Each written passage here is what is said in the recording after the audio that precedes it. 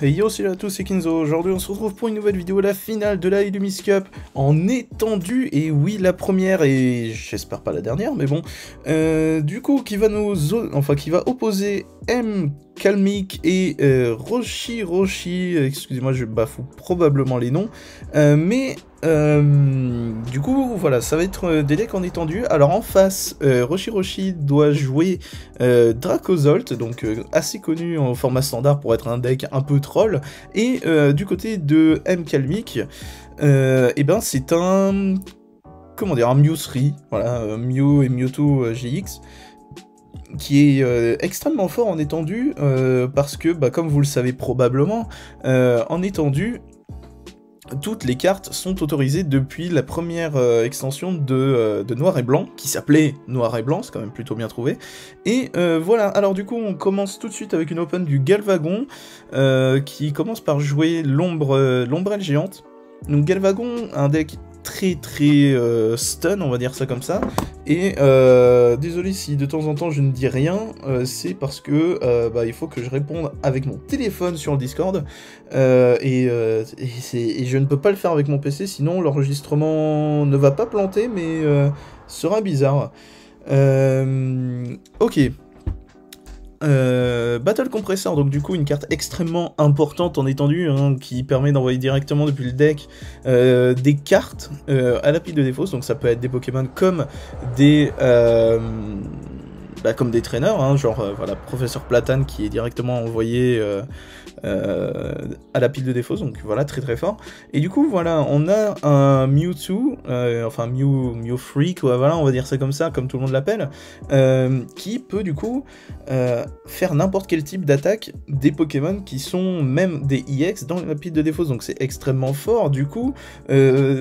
Ça rend le truc un peu absurde de pouvoir faire des attaques de Pokémon méga qui n'ont pas évolué dans la pile de défausse par un autre Pokémon. Ça a pas beaucoup de sens, Mew Free. Mais bon, du coup là on a quand même une open très complète de M. Kalmik, je ne sais pas comment ça se prononce, excusez-moi, ou Kalmik, MC Kalmik, je ne sais pas, bref. Donc grosse open qui commence par un Tina Chomp, donc Giratina et Garchakroc. Ectoplasme et Mimikyu défaussé, donc voilà, tous les Pokémon doivent être dans la bille de défausse. Grosse open, hein, quand même, il y a beaucoup de jeux. Il y a même le stade qui fait que les Pokémon Psy ont une incolore en moins dans leur coup d'attaque, ce qui est très fort. Et puis voilà. La Chirigiball, donc qui permet de tuto un GX. Et peut-être une EX, je ne sais plus. La Chirigiball, c'est peut-être que pour les GX, je sais plus. Donc voilà. Garchomp Giratina qui est une carte très forte et qui peut être très importante dans le match-up, étant donné que Dracozolt va avoir qu'un seul Pokémon sur l'actif, qu'un seul Pokémon, des fois même juste un Pokémon, et ben le GX de Giratina Karchakroc peut être extrêmement intéressant parce qu'il défausse un Pokémon. Et du coup, si en face il n'a qu'un seul Pokémon, et ben il n'en aura plus en jeu, et du coup ça sera la win un peu gratuite. Mais bon, là il a préféré mettre l'énergie, alors une énergie multicolore, je sais plus exactement laquelle, en gros je crois que c'est elle qui fait que si c'est un basique ça donne une énergie multicolore, et le stade qui enlève un coup d'attaque a été remplacé par le Senti Blanchim, remis directement. Il y en a un autre dans la main, donc ça va, le Senti Blanchim, mais pas trop une menace.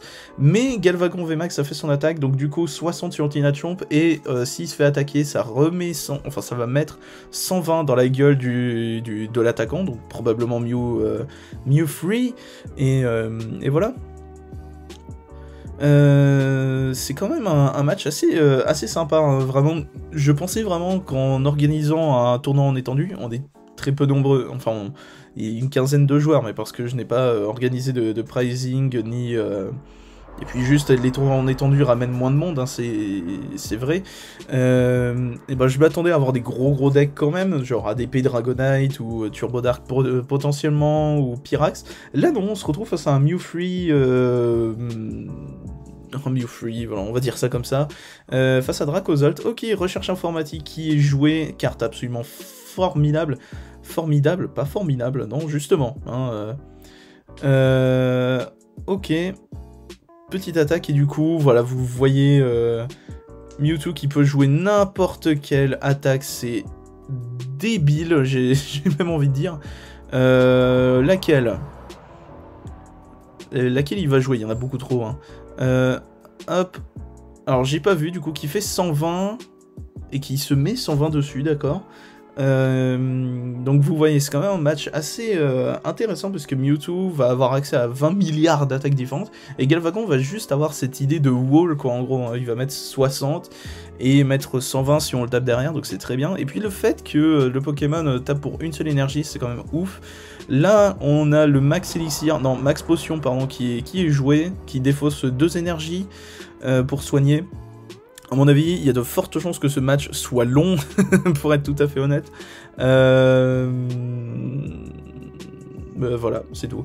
Ok, un deuxième Galvagnon, donc le GX de Giratina et Karchakroc va être un peu embêtant. Enfin, va moins servir.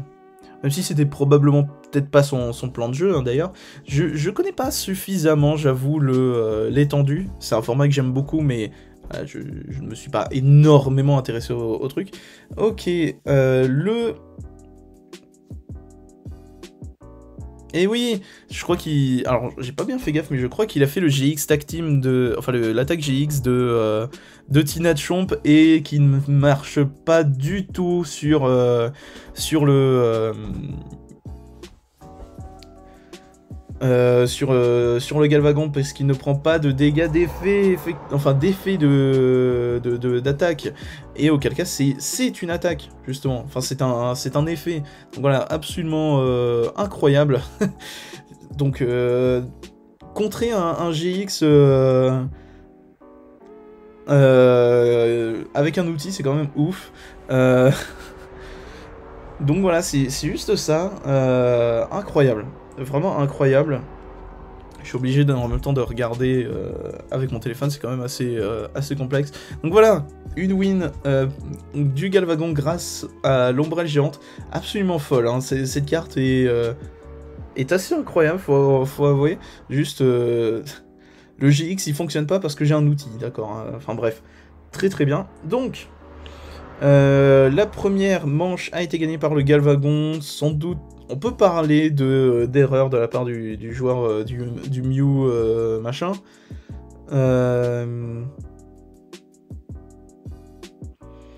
Ils vont décider de qui choisit la main. J'ai pas fait gaffe, j'ai pas vu.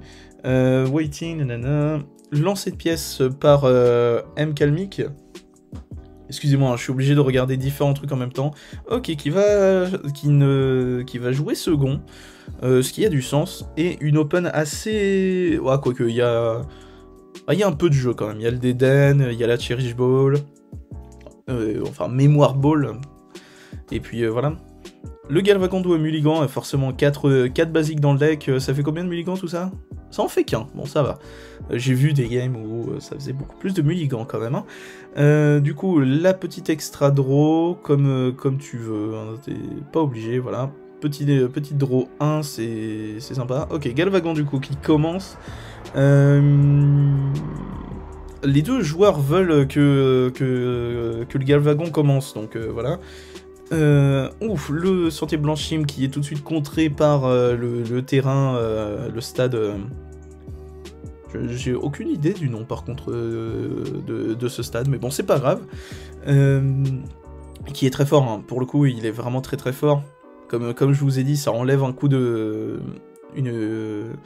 incolore sur le Pokémon, donc c'est vraiment très très fort.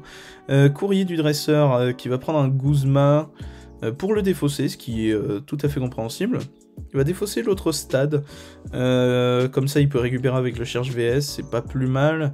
Hyperball qui va récupérer un peu n'importe quoi, je pense, un Tinachomp, ce qui fait sens. Il va essayer d'avoir plein d'énergie multicolore d'un coup dessus, je pense, ce qui semblerait logique. Là, que des Pokémon, c'est quand même un peu absurde ce qui est en train de se passer. Je vois le Giratina, je sais pas ce qu'il fait, on le verra peut-être. Bruiverne, aussi GX qui est très fort, très bon Pokémon. Cependant, un autre Mew free, on va dire ça comme ça, Voltally EX aussi, qui est plutôt pas mal. C'est ça, c'est quand même un peu absurde comme deck, faut avouer, du fait de jouer plein de Pokémon différents. Ok, Galvadon est là. Il a 360 PV maintenant. Là, ça commence à être un peu complexe.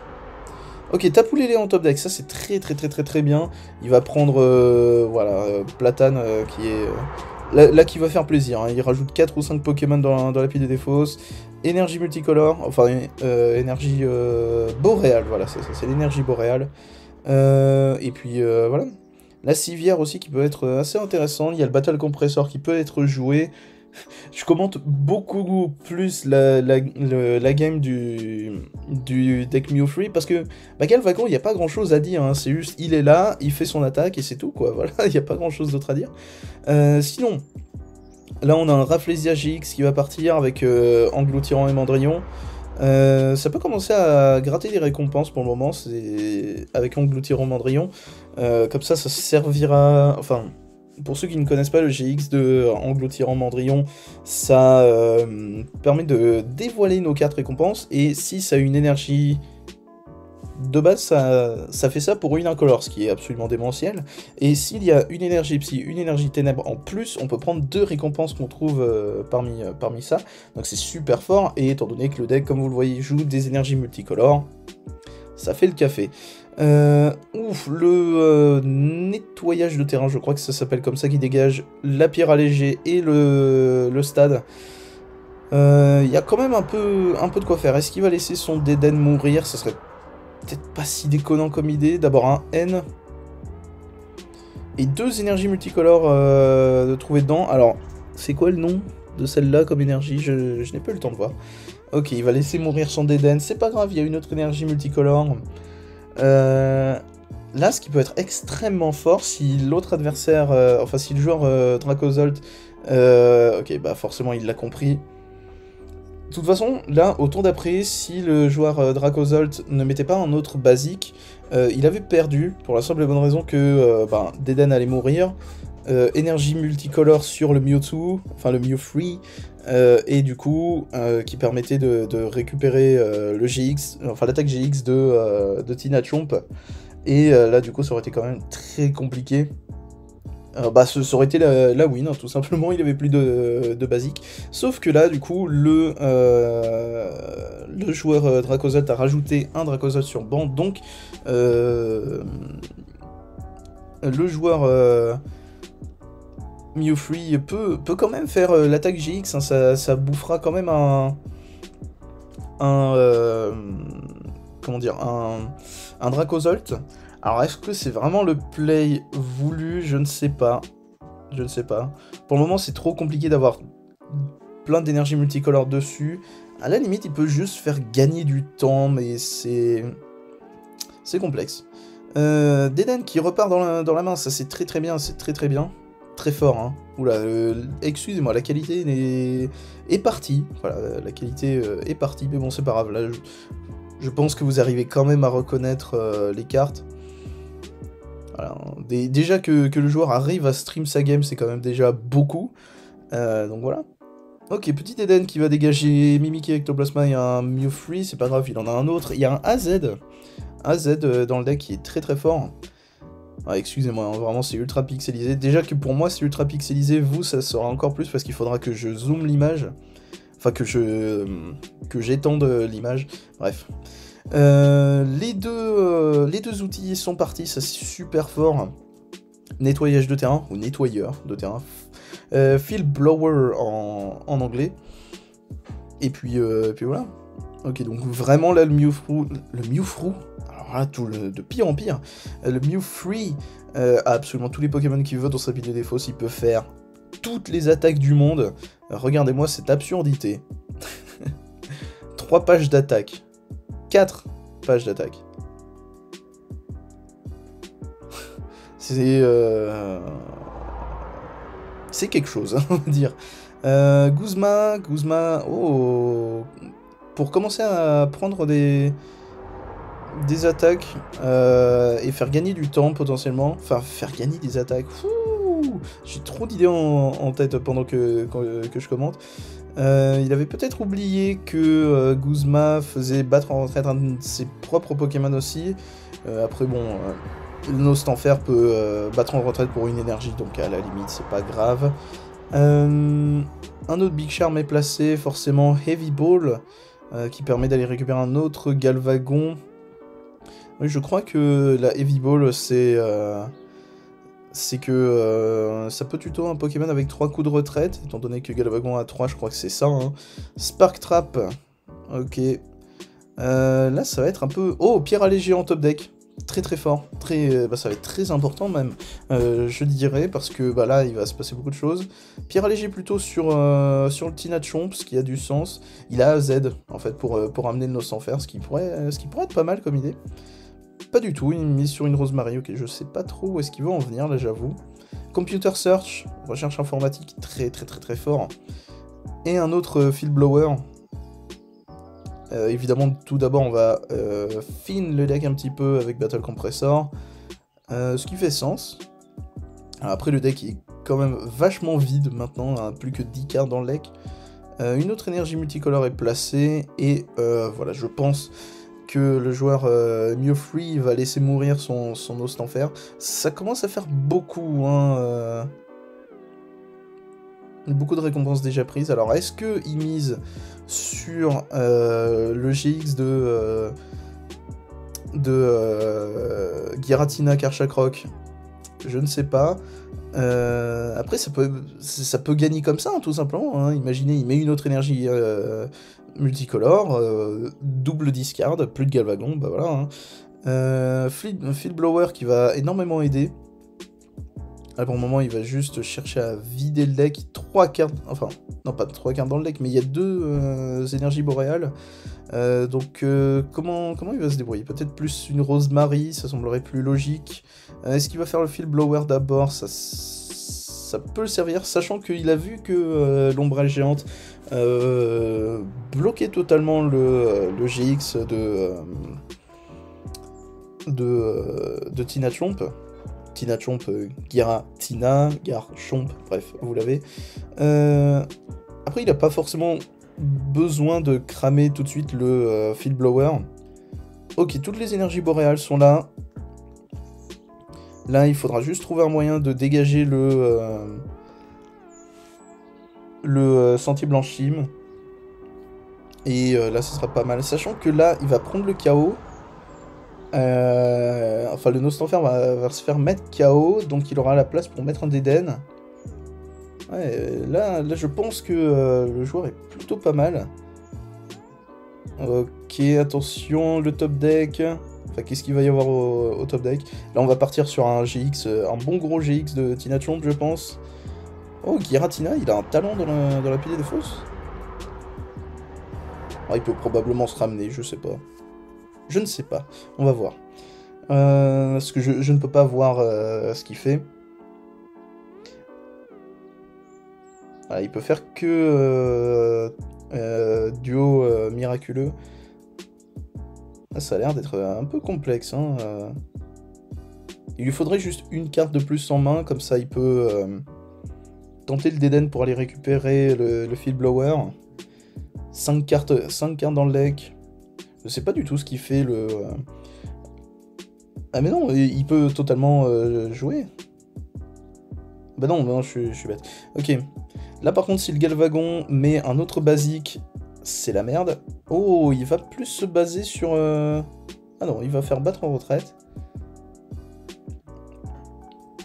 Sur l'autre. Il aurait pu faire la deuxième attaque hein, de Galvagon qui fait un truc genre 200 pour 3 énergies, ce qui est pas déconnant. Rosemary. Attention, parce que là c'est... Et non, même mathématiquement... Ouais, Spark Trap. Et là, normalement, le Field Blower est juste là. Voilà. Et c'est la win qui va défausser, du coup, les deux. Et le GX de Tinachomp qui va défausser les deux Pokémon. Et normalement, c'est la win. GG End. Et boum! quel GX extrêmement fort.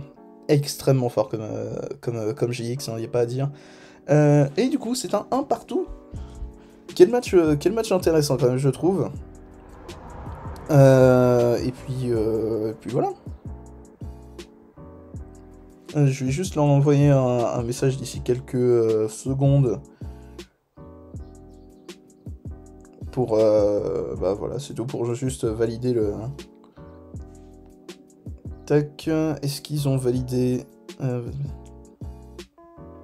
Ok. Je vais leur demander de...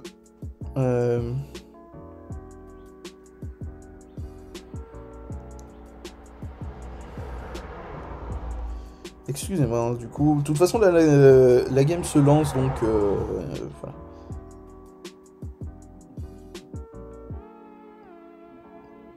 J'ai pas fait gaffe. J'ai vu qu'il y a eu des mulligans. Ah, un autre mulligan de la part du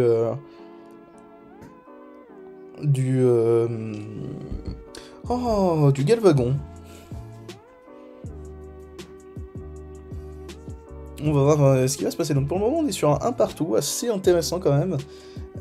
Ok, là le Galvagon qui va reprendre la main. Énergie vélocité qui permet de draw 2 aussi, c'est très très fort. Un autre Galvagon, évidemment, pour éviter de se faire avoir d'un coup par le Tina Chomp, enfin le GX de Tina Chomp. Une bonne main de la part du joueur Mew3.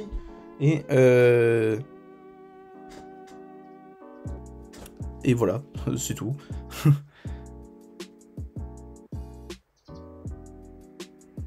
Attendez, je dois revenir d'ici quelques secondes.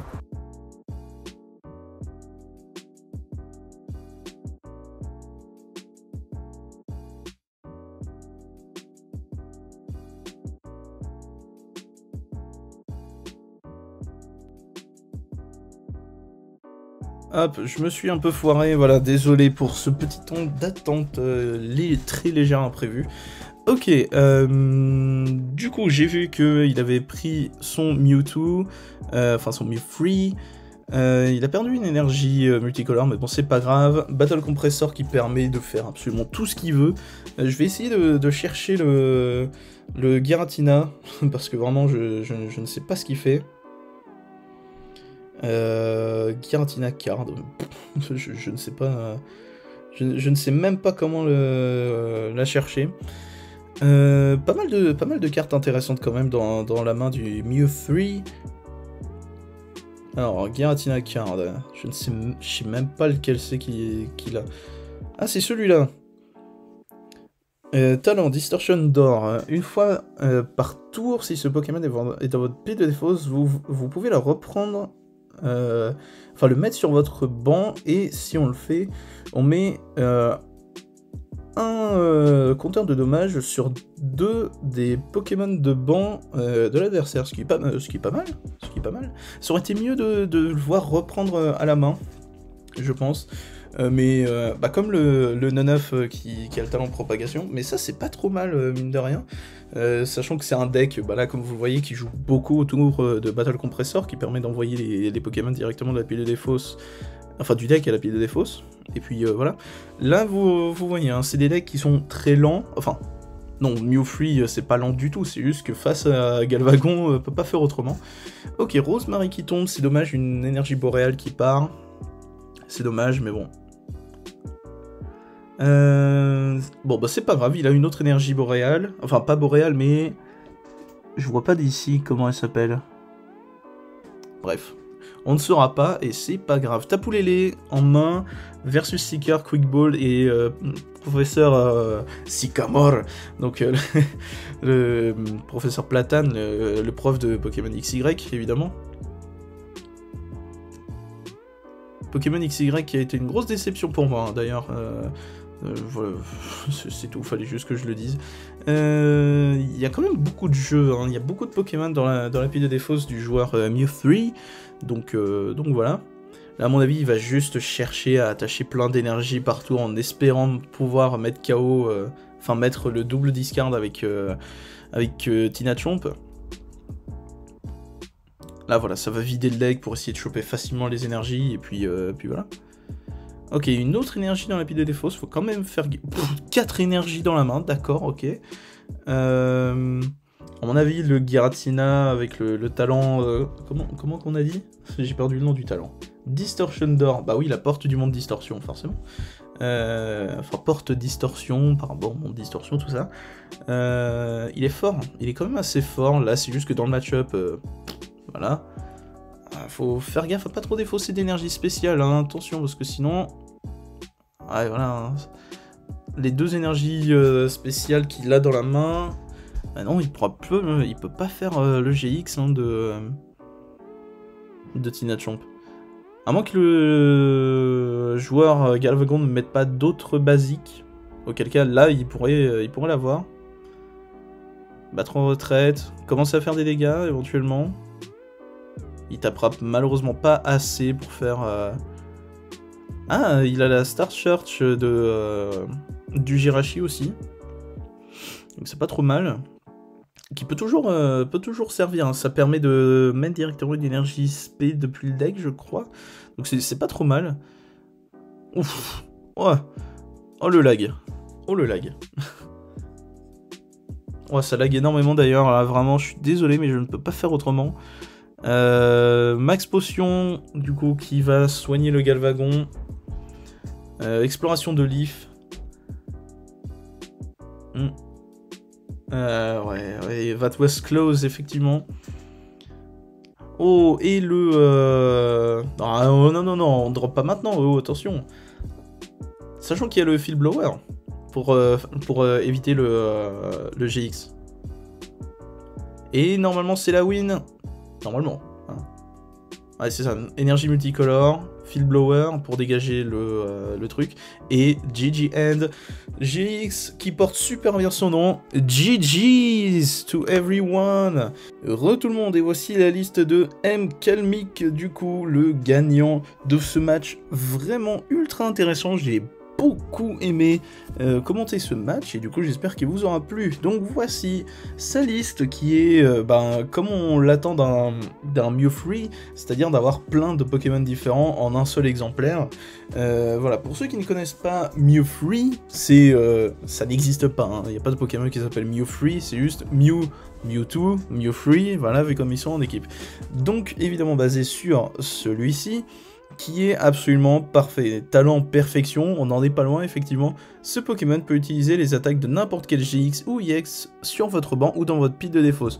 Donc du coup, comme vous l'avez vu, il y a plein de Pokémon différents, du coup il peut faire plein d'attaques différentes. C'est super fort. Mew Free, c'est vraiment une carte absolument démentielle. Quand elle était là en standard, on s'en souvient, et les joueurs étendus, et ils sont en train de dire oui, c'est fort. Voilà, bref. Du coup... c'est, comme vous l'avez vu, un deck qui fait ce qu'il veut, voilà, globalement. Alors là, il touche à pas beaucoup de faiblesses, mais disons qu'il a plus des Pokémon forts. On va plus dire ça, il va pas forcément chercher à taper dans les faiblesses, mais se base plutôt sur des Pokémon costauds. Donc on a par exemple le Mega Ectoplasma, qui est très fort d'ailleurs, Mega Ectoplasma, une Psy... enfin 2 incolores, pardon, choisissez l'une des attaques de Pokémon de votre adversaire, utilisez-la en tant qu'attaque, donc littéralement il peut faire ce qu'il veut. Voilà, tout simplement. Et évidemment la carte qui a carry le match, je vous le montrerai après, mais il a accès à beaucoup de différentes choses. Il a le Méga Gardevoir qui est extrêmement fort. Défaussez autant de vos Pokémon de banque que vous voulez. Cette attaque inflige 10 dégâts supplémentaires pour chaque Pokémon. Pour 2 énergies, bon là c'est une fée et une incolore, mais là du coup ça sera ce que tu veux plus une incolore. Ça reste quand même assez fort. Il a le Jirachi, il a le Giratina que j'ai galéré à trouver, mais que voici. Bref, Mew Free, c'est un deck extrêmement complet, comme vous le voyez, il fait absolument ce qu'il veut. Et du coup, on va parler évidemment de celui qui a carry le match, c'est Karchakrok et Giratina GX. Ça tombe bien, il est dans les récompenses du Versus sur le TCGO. D'ailleurs, ce sera normalement, très probablement, la dernière carte qu'on aura en récompense du Versus. Donc savourez votre Tinachomp, hein, j'ai envie de dire. J'en ai chopé qu'un pour le moment, je peux vous assurer que j'en suis très heureux. Je vais essayer de choper le deuxième. Bref, on s'en fout. Donc Giratina et Karchakroc, ces deux attaques n'étaient pas importantes pour le match, mais c'est surtout son GX. GG final GX. 2 psy, une combat, ce qui est absolument what the fuck, mais comme vous l'avez vu, il joue les énergies multicolores, donc il donne n'importe quelle énergie une fois. Défaussez l'un des Pokémon de votre adversaire et toutes les cartes qui lui sont attachées. Si au moins 3 énergies combat supplémentaires sont attachées à ce Pokémon en plus de son coup d'attaque, défaussez 2 Pokémon de votre adversaire au lieu d'un. Et donc comme vous l'avez vu, bah, c'est pour ça que ça a défaussé les 2 Galvagons. Donc voilà, très très fort. Ça pourrait durer longtemps d'analyser tous les différents Pokémon. Par exemple, il y a le Voltali EX. D'ailleurs, pour le coup, je vais voir le Voltali EX parce que je ne sais pas du tout ce qu'il fait. Une électrique, 30, les dégâts de cette attaque ne sont pas affectés par la faiblesse, d'accord. Une électrique, 2 incolores, 70 pendant le tour de votre adversaire. Évitez tous les dégâts infligés à ce Pokémon par des Pokémon de base. Ah bah je comprends mieux. Je comprends mieux pourquoi c'est fort. Ok, bref. Voilà, c'est un deck qui peut faire beaucoup de choses. Sinon, du côté des traîneurs, vu comme on est en étendue, on a accès à beaucoup de différentes choses, comme le Battle Compressor qui aide énormément le deck, comme vous vous en doutez, puisque le réducteur de combat, donc Battle Compressor, je crois, en anglais, permet d'envoyer 3 cartes de notre deck à la pile de défausse. Donc imaginons tout simplement... Envoie méga Gardevoir, envoie méga Ectoplasma, envoie engloutirant Mandrillon. Il peut se passer beaucoup de choses, quoi, voilà. Donc très fort, que x3, parce que le deck a l'air quand même assez rapide, entre le Professeur Platane, etc. Az, qui permet de remonter, enfin Az ou AZ, je ne sais pas, il y a des points entre, donc AZ, permet de remonter un de nos Pokémon à la main avec toutes les cartes qui lui sont attachées, donc c'est plutôt fort. Et évidemment la recherche informatique qu'il me faudrait, hein, mais qui coûte beaucoup trop cher et qui ne tombe pas dans les boosters, tout simplement. Recherche informatique, une des meilleures cartes dresseur en étendue. Défausser 2, si vous ne pouvez pas défausser 2, vous ne pouvez pas jouer la carte, évidemment. Cherchez une carte de votre deck et ajoutez-la à votre main. Tout simplement, défausse 2, tuto 1, ça peut être n'importe quoi, c'est une dresseur, enfin c'est génial. Pourquoi une carte comme ça n'est jouée que x1? Eh ben parce que c'est une Aspects, enfin des high-tech en français, parce que ces cartes sont trop fortes, et comme vous le voyez, vous ne pouvez jouer autant de cartes obligées... Non, c'est pas ça. Sur le côté, vous ne pouvez pas avoir plus d'une carte high-tech dans votre deck. Voilà, c'est un peu comme les prismes, pour ceux qui s'en souviennent. Voilà, ça date d'il n'y a pas très longtemps, les prismes, donc ça devrait vous parler. Voilà, qu'est-ce qu'il y a d'autre à dire dedans? Valet dimensionnel, c'est bon, voilà.